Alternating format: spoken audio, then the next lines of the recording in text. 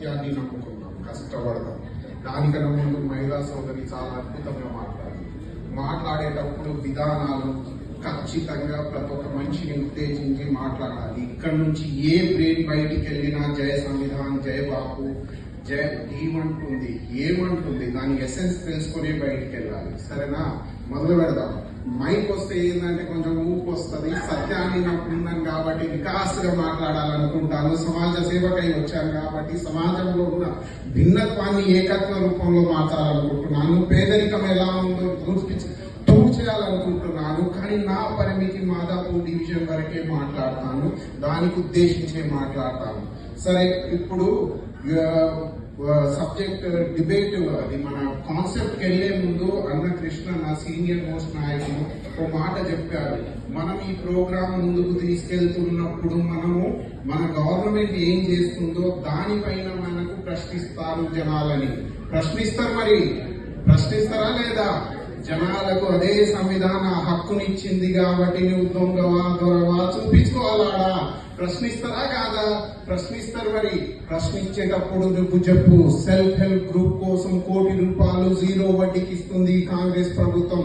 మహిళా సశక్తీకరణ కోసం ration card పైన మహిళల పేరు పైన ఇస్తుంది ఈ కాంగ్రెస్ ప్రభుత్వం. వేల సంవత్సరాల నుంచి సరిబలమని మాతో మహిళలు సరిబలం కాదని ఈ పురుష సమాజం ఇన్ని రోజులు ఈ సమాజంలో దిగింది కదా, మహిళలు ఉంది కదా. ఇదిగో రోగం. ఈ రోగానికి యాంటీడోస్ ఇస్తుంది ఈ కాంగ్రెస్ పార్టీ. మహిళల పేరు పైన రేషన్ కార్డు ఇస్తుంది ఈ కాంగ్రెస్ పార్టీ. 10 సంవత్సరాల బీఆర్ఎస్ గవర్నమెంట్ చూద్దాము. లాస్ట్ 1.5 year లో మా సీఎం రేవంత్ రెడ్డి అన్న గారు 1,78,000 కోట్లు ఇన్వెస్ట్మెంట్ రూపం బయటి దేశాల నుంచి తెలంగాణకి తీసుకొద్దాము. చెప్పు, తొడగొట్టి చెప్పు, కాలర్ ఎగరేసి చెప్పు. ఎన్ని ఉద్యోగాలు క్రియేట్ చేశాము. డైరెక్ట్ గా ఎల్బీ స్టేడియం వేదికగా 52,000 ఉద్యోగాలు ఇచ్చాము. హిస్టరీ చరిత్రలో లేదు. 2 లక్షల ఉపాధులు డైరెక్ట్ గవర్నమెంట్ జాబ్స్ ఇస్తాము అని ప్రామిస్ చేసి వచ్చాము. అంత నికాసుకు వచ్చాము. ఈడ చెప్పు. జనగణన బహుజన వాదాన్ని ముందుకు తీసుకెళ్తుంది. అంబేద్కర్ ఎప్పుడో 100 సంవత్సరాల క్రితం కలలు కన్నారు, సాధ్యం కాలేదు. ఈ రాష్ట్రంలో బీసీ బిల్లు పెట్టి రిజర్వేషన్ అని బీజేపీ సెంట్రల్ లో ఉన్న బీజేపీకి ఛాలెంజ్ చేసింది ఇదే కాంగ్రెస్ గవర్నమెంట్. నేనైతే త్వరగా సవాల్ చేస్తా. 42% పార్టీలో మేము రిజర్వేషన్ ఇంప్లిమెంటేషన్ కై చిత్తశుద్ధిగా ఉన్నాము. అందుకే అసెంబ్లీ వేదికగా ఈ తెలంగాణ సమాజానికి చెప్పాము. నువ్వు కూడా కాంగ్రెస్ కార్యకర్తగా ఈ సమాజానికి చెప్పు. మేలుకొలుపు. సత్యం ఏది? సత్యం ఇది. లాస్ట్ 1.5 year లో లాస్ట్ 30 సంవత్సరాల నుంచి ఉన్న పోరాటము ఏది? ఎస్సీల పోరాటానికై ఈ రోజు ఎండ్ అంటే ఆ 30 సంవత్సరాల చమర గీతం. నాకు తెలుగు కొంచెం అటు ఇటు అవుతుంది అని దీని సిగదరగా కొన్ని రాబోయే రోజుల్లో చూద్దాం దాన్ని. ఇప్పటికీ హిందీ ఇంగ్లీష్ అటు ఇటు షిఫ్ట్ అయి చెప్తాను. ఎస్సీ క్లాసిఫికేషన్ చేసింది తెలంగాణ. ఈ దేశంలో ఎక్కడ ఉంది?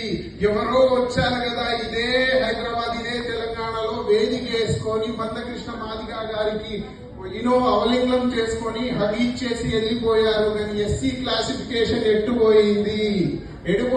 కానీ తెలంగాణలో అసెంబ్లీలో బిల్లు పెట్టి ఈ రోజు క్లాసిఫికేషన్ చేశాము. ఇది కాంగ్రెస్ గవర్నమెంట్. సత్యాన్ని నమ్ముకొని మాట్లాడుతున్నా మీలో ఎంతమంది కృష్ణన్న ఇది చెప్పుకుంటూ జయ బాపు, జయ భీమ్, జయ సంవిధాన్ అనాలి.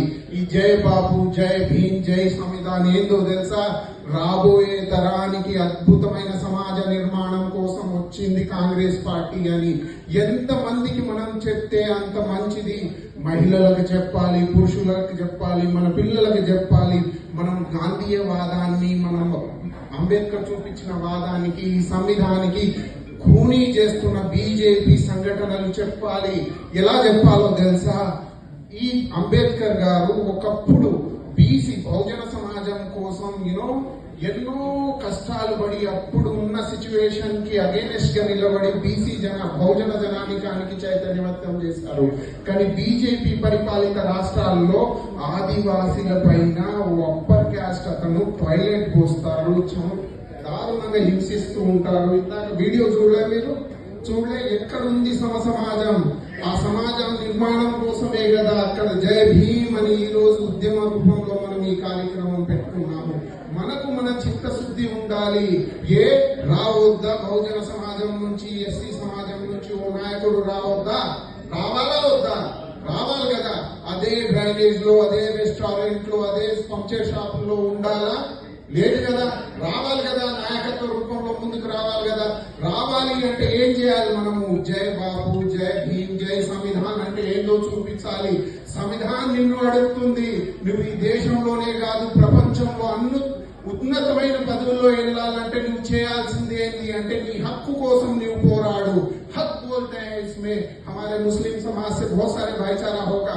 हकूक के लिए लड़ने के लिए आप सब तैयार हैं तो जय भीम, जय बापू, जय संविधान को इस प्रोग्राम को आगे तक लेके जाना है. ये जरूरी है क्योंकि आने वाले समाज के लिए, एक बेहतर समाज बनाने के लिए कार्यक्रम जो है ना बहुत आगे तक लेके जाना है.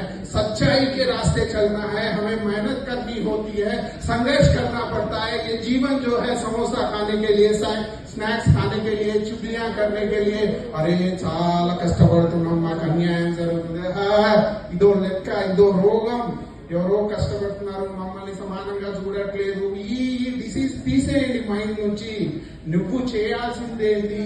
నువ్వు వచ్చిన తర్వాత నీ హక్కు కోసం నువ్వు పోరాడు. నీకు సంవిధానం ఏమిచ్చిందో చూసుకో. నీ పిల్లలకు ఐఏఎస్లు, ఐపీఎస్లు ఎలా అవ్వాలో అందులో రాసి ఉంది. నువ్వు నాయకత్వ రూపంలో ముందుకొచ్చి పోరాటం చేయాలి, సమాజం నిలబెట్టాలి. బీదరికం లేని